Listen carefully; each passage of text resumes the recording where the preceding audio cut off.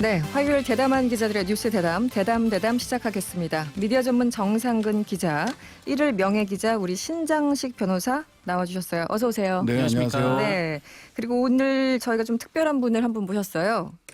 팔에 붕대를 감고 오신 네.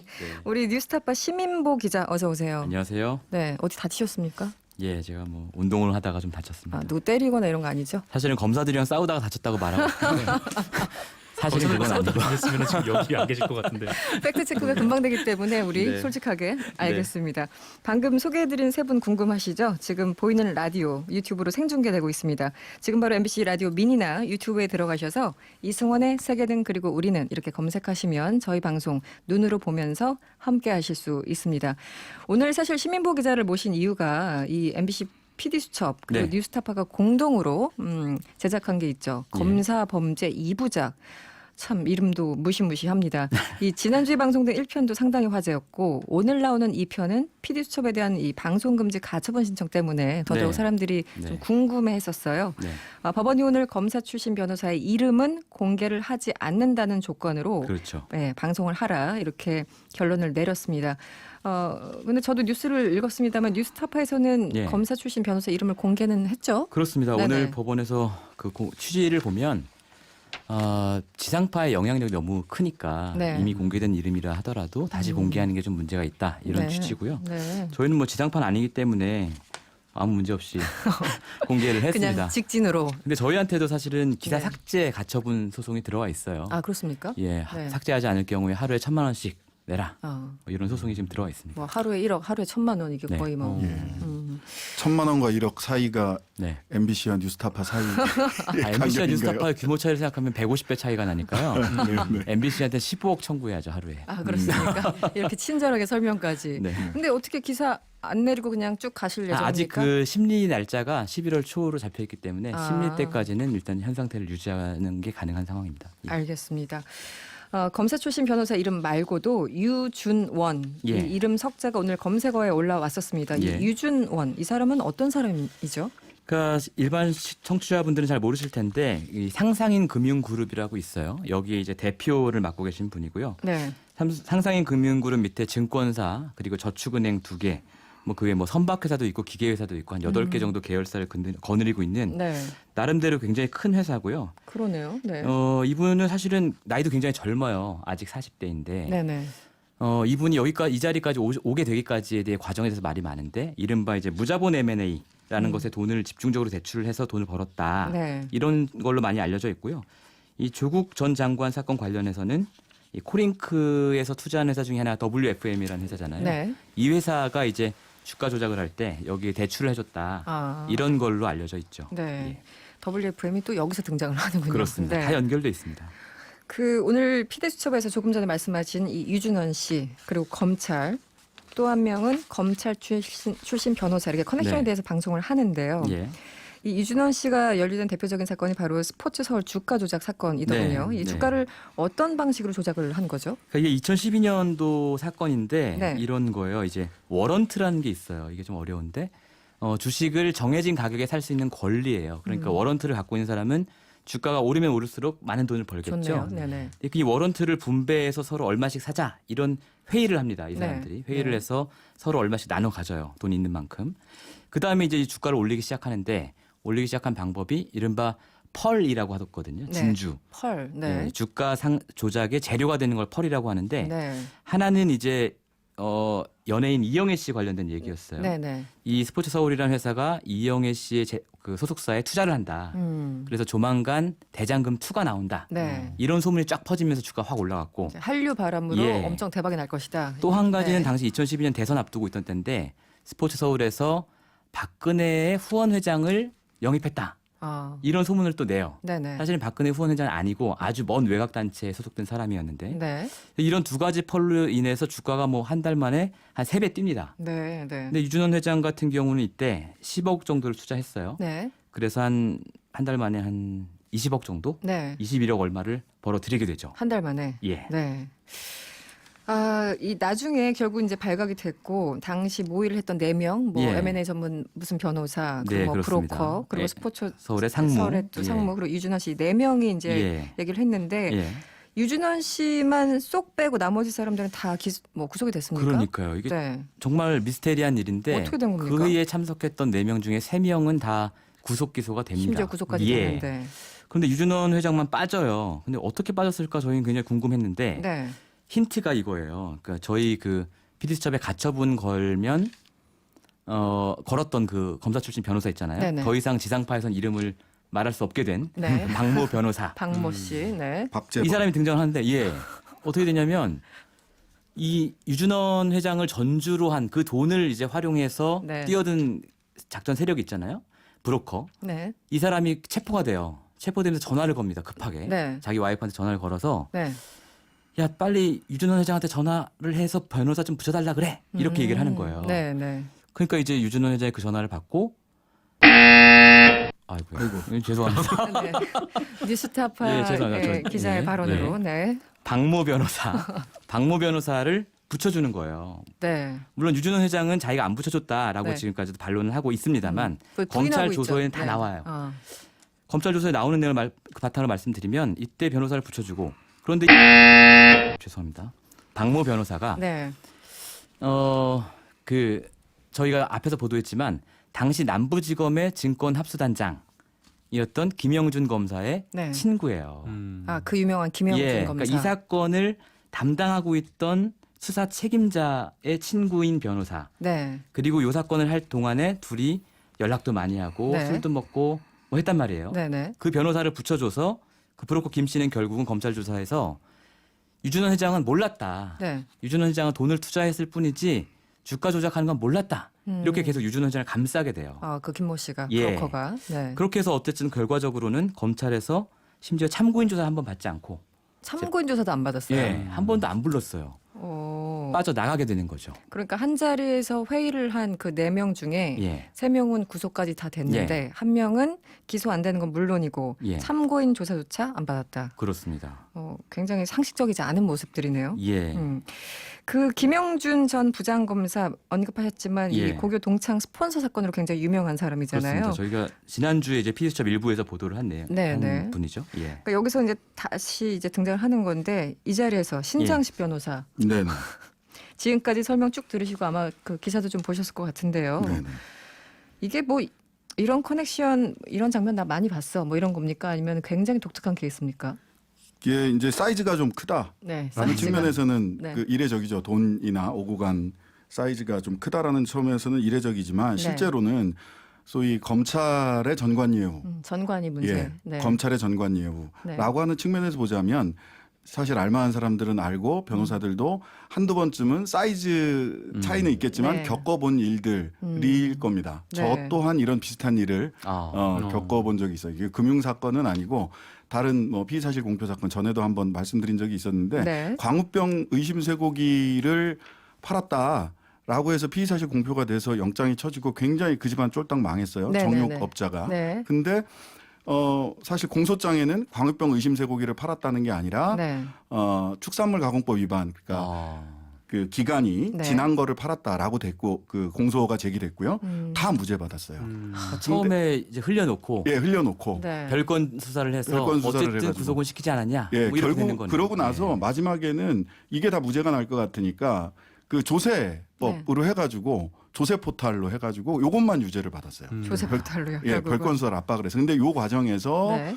그 담당 검사와 또 다른 이것을 뭐 그 피해자라고 소위 피해자라고 했던 사람들의 변호사가 같은 네. 검찰에서 선후배 사이고 같이 근무를 했고 부장일 때 바로 밑에 검사였고 했던 일들이 있었죠. 네. 그래서 이분들을 다 피의사실 공표죄부터 시작해갖고 고소고발을 했는데 1년 6개월 동안 쭉 다 그냥 지방 뭐 안동 군산 이런 데로 돌리다가 무혐의 처분을 합니다. 비일비재한 일인 참 것 같아요. 비일비재하네요. 최근엔 또 무슨 판사 출신 그 이탄희 전 예. 이탄희 판사. 이탄희 전 판사와 이제 뭐 전관 때문에 뭐 증거대를 이렇게 그렇습니다. 싸우는 모습들 예. 보면은 네네. 누가 더 나쁜가 뭐 이렇게 약간 경쟁하는 것 같기도 하고 이탄희 그렇습니다. 판사한테 증거 있으면 갖고 와라. 그런데 네, 검찰이. 증거 저희 가서 좀 수집하면 많이 갖다 드릴 수 있을 것 같은데. 아 그렇습니까? 방송만 네. 보면 뭐 네. 정상근 기자는 어떻게 보셨어요? 아 진짜 뭐랄까요 좀 뭐 한 번 검사는 영원한 검사랄까요? 그러니까 맞아요. 검사라는 네. 직위 자체에 있기 때문에 이게 뭐 어느 정도 힘을 가지고 영향력을 행사하는 것을 넘어서 검사라는 지위를 내려놨음에도 불구하고 좀 이 정도까지 좀 그 사회 정의에 좀 영향을 미친다면은 네. 모르겠습니다. 이게 그 조직적으로 이거를 해소할 수 있는 문제인가, 이 조직 안에서 해결할 수 있는 문제인가라는 생각이 좀 들었습니다. 네. 이게 이렇게 검찰이 그럴 수 있는 굉장히 중요한 것 중에 하나가 이제 기소 독점권하고 그렇죠. 그다음에 네. 기소 편의주의, 기소 재량권. 그렇죠. 그러니까 재판에 넘길 수 있는 권한과 묻어둘 수 있는 권한을 검사가 유일하게 검찰이 갖고 있으니까. 유일하게 독점하고 있기 때문에 네. 한 손에 다 쥐고 있기 때문에 발생하는 문제거든요. 그래서 실제로 조직의 그 검찰 조직의 문화와 인사 관행이라든지 이런 거를 다 바꿔야 되는 게 하나가 있고요. 그다음에 한편으로는 검사의 이 무소불위의 기소 독점권과 기소 재량권을 네네. 해체하고 나눠 주도록 하는 것이 네. 제도적 대안이 될 겁니다. 저희가 실제 과정에서 만난 제보자는 이런 얘기를 하더라고요. 검사는 파는 수사로 명예를 얻고 덮는 수사로는 돈을 얻는다. 이런 얘기를 하더라고요. 아, 참 허탈하네요. 듣고 보니까.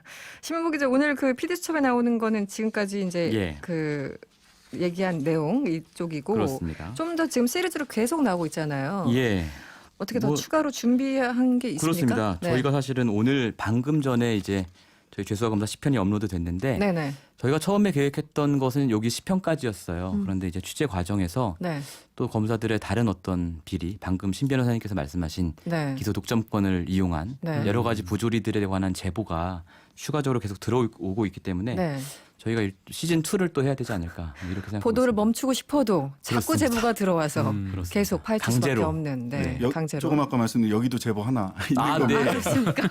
이제 끝나고 잠깐 네, 말씀드렸어요. 끝나고 방송 제작이 이루어지고 있어요. 네, 알겠습니다. 오늘 공개된 근데 예. 10편 내용은 어떤 내용이죠? 요 내용도 네네. 유준원 회장에 관한 내용인데 네. 이제 유준원 회장이 증권사까지 인수를 해서 이제 증권사 사주가 됐잖아요. 네. 증권사 사주가 되는 과정에서 굉장히 이해하기 어려운 일이 벌어졌어요. 이게 뭐냐면 증권사 사주가 되려면 최근 5년 이내에 같은 범죄로는 금융과 관련된 범죄로는 처벌을 받지 말아야 되거든요. 네. 그런데 이제 연루된 게 하나 나온 거예요. 근데 이 사건을 검찰에서 제대로 수사를 하지 않고 더군다나 검찰이 이례적으로 무죄 증명서 같은 걸 하나 써줘요. 네. 유준원 회장이 이 수사 받고 있는 것 때문에 내가 지금 그 대주주가 못 되고 있다. 증권사 인수를 못 하고 있다라고 진정을 넣으니까 바로 네. 다음 날 검찰에서 진정 내사 사건 처분 결과 증명서 이런 걸 써준데 내용이 혐의가 없고 그 혐의를 우리는 수사할 계획도 없다. 그런 걸 원래 써줍니까? 전 처음 봤어요, 사실은. 저도 처음 들어본 네. 진정 정말 내사 처음 사건 들어보는데요. 처분 네. 결과 처분 증명서. 결과 증명서. 무슨 영수증 끊어줍니까? 그것도 하루 만에. 이 예비군 확인서 받듯이 이렇게 회사에 제출해야 그래서 저는 네. 깜짝 놀랐어요. 그래서 이런 것과 관련된 의혹들 네. 그리고 등장 인물이 또 황당하네요. 이때 연루됐던 브로커가 스포츠 서울 사건에서 연루됐던 그 브로커예요. 또 연결돼 있습니까? 예, 뭐 굉장히 복잡한 얘기인데 김모 씨. 네. 저희 오늘 방송 내용 10편 내용하고 또 PD수첩 보시면 내용 네. 일목요연하게 아마 아실 수 있을 겁니다. 알겠습니다. 여러분 혈압을 좀 낮추시고요. 저희 잠시 광고 듣고 돌아오겠습니다. MBC 라디오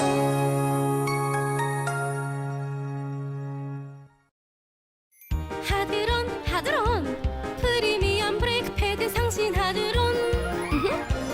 하드론 하드론 프리미엄 브레이크 패드 상신 하드론 2018년 금감원 제품 매출 공식 기준 12년 연속 국내 1위 상신 브레이크 하드론 수혜입니다.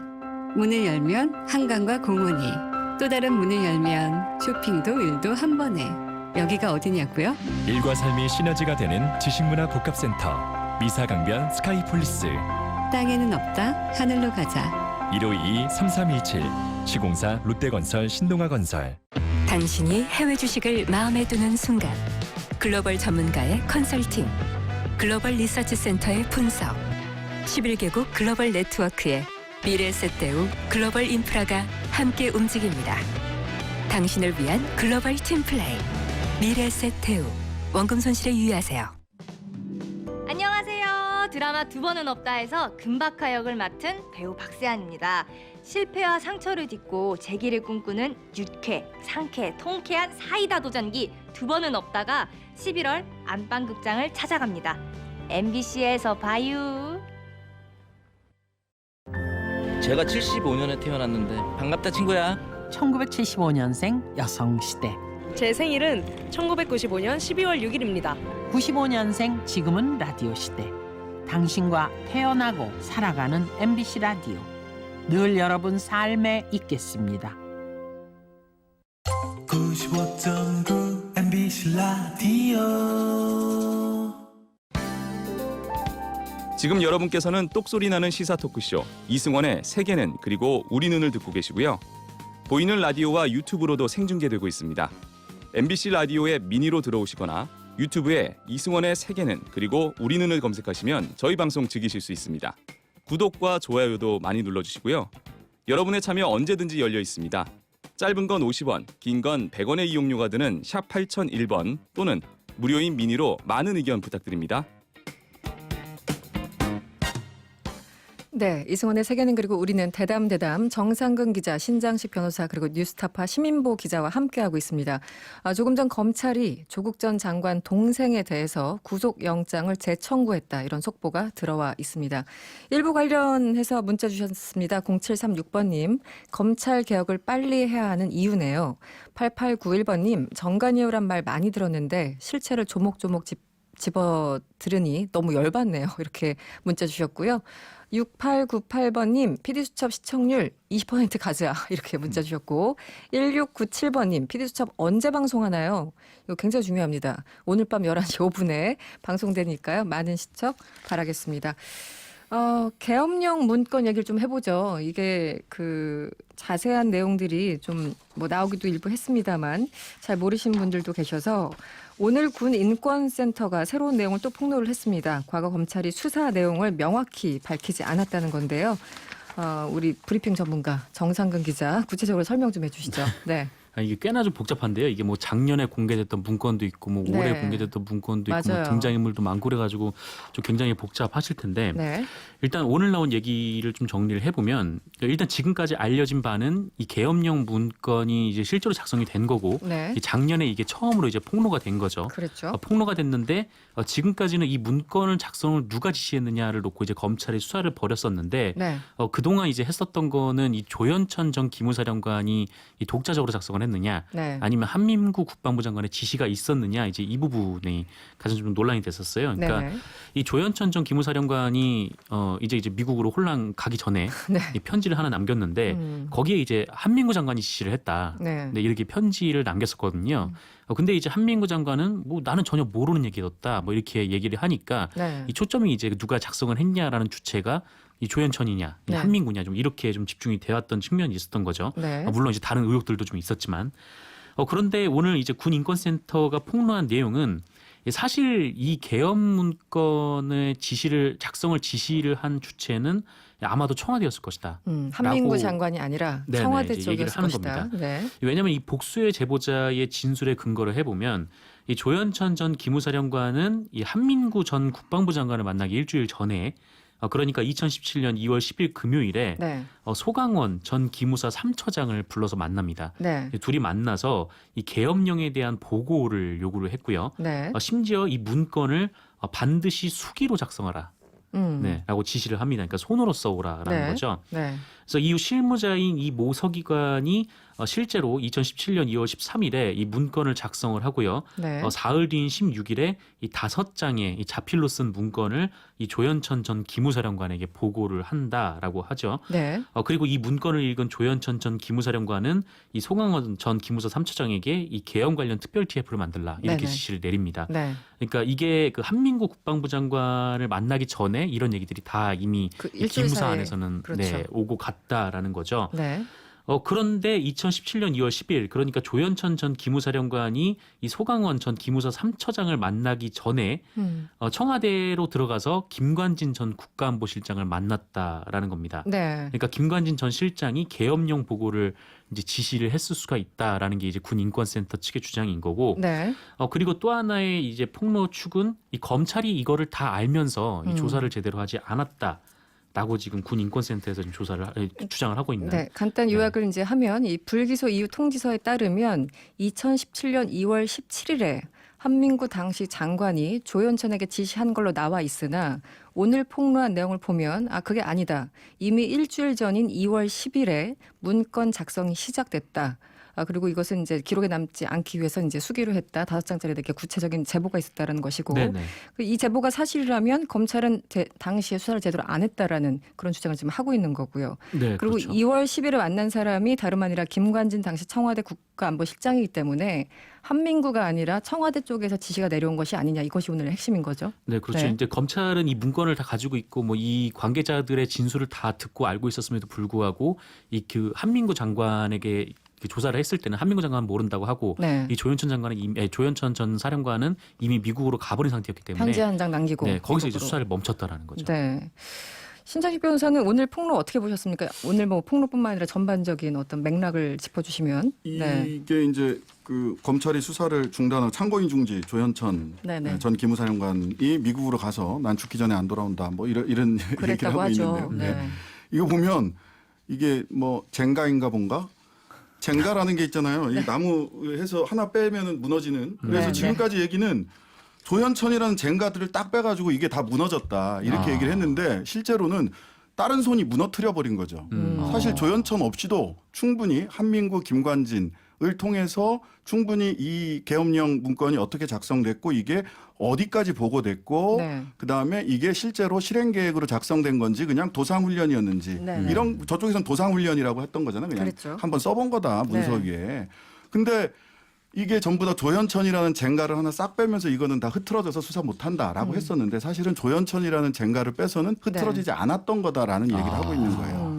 예. 그게 맥락. 퍼즐에서 하나가 빠져서 퍼즐이 완성이 안 된다라고 했는데 알고 보니까 빠진 퍼즐은 별게 아닌 거죠. 더 큰 퍼즐이 있어서 이미 그림이 완성돼 가고 있는데 이거를 참고인 중지라고 해가지고 조현천 씨 한국으로 데리고 들어와도 네네. 와서 할 수도 있는 거고 조현천이 안 들어와도 이 퍼즐 맞출 수 있고 젠가는 안 무너졌다라는 게 지금 나온 얘기인 거죠. 젠가인가 뭔가 이거 하나 배워가겠습니다. 아유, 핵심을 쿡. 여러 군데서 써먹을 수 있을 것 같습니다. 아, 젠가. 아니 근데 저도 네. 이 당초 이거 뭐죠 불기소한다고 했을 때 이제 보면은 거기 이제 피의자 뭐 박근혜 전 대통령 당시 대통령부터 황교안 당시 총리 그리고 대행을 맡았던 그리고 뭐 한민구 김관진 이름 쭉쭉 나오는데 이 사람들만 있어도 충분히 알 수 있는 내용이 아닌가라는 합리적인 의심이 들어요. 왜냐하면 그 윗선에 당연히. 있었기 때문에 조현천 혼자 할 리가 없잖아요. 네네. 근데 기무사령관이고 네. 조현천. 그러니까 조현천이 없다고 왜 수사를 안 하지? 물론 이제 그건 핑계는 될 수 있으나 그냥 이름만 보더라도 조현천 빼고도 굉장히 많은 수사가 가능할 거라는 생각이 드는데 네네, 전혀 그렇죠. 안 된 거 아니겠습니까? 제대로 안 됐고 그러니까 사실 이게 이제 지뢰 제거인데요. 지뢰 그 전에 제거. 네. MB 정권 말기에 그런 일들을 했어요. 검찰에서 미리 다음으로 정권이 넘어갔을 때 수사가 계속 확대될 수 있을 만한 사건들을 미리 수사를 해서 어느 선에서 이렇게 네네. 예, 그 수사를 마감을 하는 거죠. 네네. 그러면 이제 그 다음에 다시 수사하기가 부담스러워지거나 또는 안 해도 될 명분이 생기니까. 네네. 그러니까 조현천을 지뢰 제거를 미국으로 보내는 방식으로 지뢰 제거한 거 아니냐라는 의심을 할 수밖에 없어요. 이게 사실 조사할 사람들이 굉장히 많거든요. 뭐 이미 이전에 조사를 했을 때도 뭐 김관진 국가안보 실장 조사를 하긴 했지만 네네. 뭐 김관진 실장뿐만 아니라 이 황교안 전 그 대통령 권한대행도 있는 권한대행. 거고 네네. 또 윗선이 아니더라도 밑선에서는 그 예하 부대들이 있지 않습니까? 그렇죠. 네. 뭐 34단은 어디로 가고 뭐 몇 사단은 어디로 가고 이런 것들이 다 나왔으니까 그 사단장들을 불러서 한번 조사를 해볼 수도 있는 건데 네. 이게 그냥 조현천 전 기무사령관이라는 사람이 미국으로 도피했으니까 여기서 이제 그냥 끝내버렸던 거예요. 네. 그러니까 검찰에서 불기소 이유서를 그걸 냈고 이거를 군 인권센터가 발표를 했는데 이거 내용을 보면은 그 뭐 개연성은 있지만 가능성은 있지만 뭐 그래도 뭐 더는 알 수 없다라는 식으로 그냥 사건을 중단을 해버렸다는 그 거죠. 이상한 것은 아까 그 군인권센터에서도 주장을 했지만 이미 조사를 받은 사람들이 2월 10일 날 이런 내용들이 있었다는 걸 다 얘기를 했는데 불기소 이유 통지서에는 전혀 그런 언급이 없었고 2월 17일에 한민구가 조현천한테 지시했다 이렇게만 나왔기 때문에 처음부터 제대로 수사할 의지가 없었던 거 아니냐 이렇게 의문을 지금 제기를 하고 있는 겁니다. 이 와중에 청취자들도 질문이 많아요. 박성근님, 조현천은 도대체 안 잡나요? 못 잡나요? 제 질문이기도 합니다. 범죄인 인도조약이 미국과는 체결돼 있지 않나요? 이렇게 질문 주셨는데 어떻게 변호사님 답변을 좀 해주시겠습니까? 체결되어 있고 뭐 수사하겠다. 그다음에 그쪽에서 나온 얘기는 이제 여권을 연장시키지 않고 여권을 무효화하고 범죄인 인도 조약에 따라서 네네. 그 조치를 취하겠다라고 하는 이야기는 하고 있어요. 하고 있는데 네. 이게 실제로 실행이 될 거냐? 뭐 사실 여권 무효화되면 이제 사실 불법 체류가 되는 그렇죠. 거란 말이죠. 네. 그래서 데리고 올 수는 있는데 이제 우리가 흔히 이런 이야기를 합니다. 법원에 늦게 온 정의는 정의가 아니다라는 얘기를 하거든요. 이 시기에 적절한 때 이미 많이 늦었어요. 네, 빨리 지연된 조현천 정의. 데리고 네네. 와서 네. 지연된 정의는 정의가 아니다라는 얘기가 네. 있으니까요. 더 지연되기 전에 이거 빨리 밝혀야죠. 7809번님은요. 상황이야 어쨌건 결재권자나 그 직급에 해당하는 사람이 실행에 옮기지 않았다면 죄가 되나요? 어느 선까지 책임을 져야 하는 건가요? 이런 질문도 주셨어요. 네, 다른 죄는 모의를 하거나 이렇게 하는 것까지는 죄가 안 되는데요. 내란 음모라는 죄가 있습니다. 내란은 무시무시하죠. 음모를 하면 네. 모의를 하면 죄가 됩니다. 왜냐하면 그만큼 큰 범죄고 우리 공동체 전체를 뒤흔들 수 있는 범죄이기 때문에 이것이 친위 쿠데타의 성격이 있다라고 한다면 모의한 것만으로도. 근데 또 문건 보면 그냥 모의만 한 것이 아닌 것 같다는 느낌을 지울 수 없어요. 네. 언제 실행되는지까지 날짜까지 다 박혀 있었으니까. 실행 계획서까지 작성한 것으로 보여요. 지금 저도 군 인권센터에 들어가 보시면 여러분들 그 내용을 보실 수 있는데요. 이 계엄 준비 단계 보면은 첫 칸에 이런 게 있어요. 정부 부처 긴밀 협의하에 계엄 선포 명분을 확보해야 된다. 계엄 선포 시 즉각 임무 수행이 가능하도록 치밀하게 준비해야 된다. 이런 얘기 있고 또 국회의원들 또 어떻게 잡아가는지 뭐 이런 얘기도 모의한 내용이 굉장히 구체적으로 나옵니다. 그리고 예하부대에서 그 정도가 나왔으면 준비하고 있었을 거거든요. 그것도 참 찾아보면 되는 무시무시한 건데. 얘기죠. 네, 8312번님이 제가 조현천 잡아오겠습니다. 비행기 표 좀 끊어주세요. 이런 문자. 모급 운동이라도 한번. 네, 편도로 주셨어요. 일단. 편도로 잡을 때까지. 네, 정상훈 기자. 네. 네. 민주당 지금 검찰 수사를 촉구하고 있잖아요. 네네. 네, 검찰이 지금이라도 수사를 재개한다면 수사를 좀 무마한 것이 아니냐 이런 의혹으로부터 자유로울 수 있을 텐데 검찰은 어떤 입장을 밝히고 있습니까? 검찰은 그러니까 윤석열 검찰총장은 이 내용에 대해서 잘 몰랐다는 것 외에는 입장을 발표하지 않고 있죠. 전혀 다른. 네, 그러니까 임태훈 소장이 이 윤석열 검찰총장의 직인이 찍혀 있는 이 불기소 이유서가 있으니까 네네. 본인이 알았던 거 아니냐. 설령 뭐 직인을 본인이 찍지 않았더라도 뭐 어쨌든 이 합동 수사단이 뭐 네. 군과 민간 그리고 민간의 이제 통제는 서울중앙지검장과 검찰총장이 했기 때문에 네. 이 두 사람이 알고 있었던 건 최소한 보고는 받지 않았겠느냐라고 얘기를 했는데 여기에 대해서 검찰이 이제 바로바로 그때마다 반론을 내서 이 윤석열 총장은 여기에 대해서 개입한 바 없다, 잘 모른다, 뭐 전결 사항이었다 이렇게 해명만 했지 여기에 대해서 이제 좀 수사가 부실하다는 의혹에 대해서 뭐 다시 조사를 해보겠다거나 뭐 이런 얘기는 밝히지 않고 있죠. 근데 수사를 다시 할 수밖에 없을 것 같아요. 그러니까 말을 하자면 임태훈 소장도 얘기했다시피 황교안 자유한국당 대표가 고소하겠다, 고소고발하겠다라고 하는데 제발 해달라. 제발 해달라 그랬죠. 그래야 이제 사실관계를 밝힐 수가 있으니까. 이 얘기는 실은 검찰이 다시 이 수사를 하지 않을 것 같으니까 제발 고소고발이라도 해달라 이런 촉구죠, 사실은. 절박하죠. 예. 근데 이제 이 정도까지 구체적인 정황이 나오고라고 하면 정황이 나온 상황이라면 검찰도 끝내 외면하기는 쉽지 않을 거다. 네. 그다음에 이럴 때일수록 사실 기소권 수사권이 분리돼 있었으면 그렇죠. 경찰에서도 이 수사를 미룰 이유가 없다라는 네네. 생각이 들어요. 그래서 네. 검찰이 하지 않는다면 경찰 화이팅, 경찰에서 시작하십시오. 끝난 건가요? 네, 제가 어디서 해야 될 줄 몰라가지고 네. 검찰개혁 부분이 사실 예. 우리 모든 이슈에 기승전 검찰개혁 가자 이렇게 되는 거예요. 이게 최현보 사실은 기자. 네. 맞닿아 있는 문제 같습니다. 저희가 보도한 내용하고도. 왜냐하면 저는 이제 쭉 이 취재를 하면서 검찰의 수사라는 게 블랙박스처럼 느껴지거든요. 그러니까 네. 그 안에 어떤 재료들이 막 투입되는지는 저희가 보죠. 누구 그러네요. 불렀고 누구 불렀고 아는데 나중에 결과가 띡하니 나오는데 아니 그 안에서 어떤 과정을 거쳐서 이 결과가 나온 거지? 네. 알 수가 없는 거잖아요. 네. 그러니까 이 앞에서 저희가 말씀드린 주가 조작 사건도 그렇고 이런 수사도 검찰이 이 사람한테 진술을 듣긴 들었나? 들었는데 왜 이렇게 했지? 이런 거를 아무도 들여다보지 않아요. 네. 들여다보지 못해요. 근데 경찰이 수사를 한다고 하면 검찰이 수사 지휘권을 가지고 있으니까 네네. 과정을 낱낱이 들여다볼 거 아니겠어요?